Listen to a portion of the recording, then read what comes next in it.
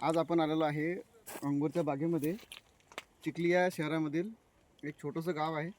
त्यामध्ये आपण बघू शकता हा जो अंगूरचा मळा आहे, या मळ्याचे वैशिष्ट्य बघू शकता. चांगले एकदम असे अंगूर लागलेले आहेत. सर इथं दाखवा. आणि ही जी व्हेरायटी आहे ही एकदम उत्पन्नाला चांगली येणारी व्हेरायटी अशी आहे. आणि या व्हेरायटीबद्दल जर अजून सांगायचं म्हटल्यास हिचा जो हा झुक्का आहे हा एकदम असा लांबसारखा येतो आणि विशेष म्हणजे उत्पन्नालाही चांगली आहे.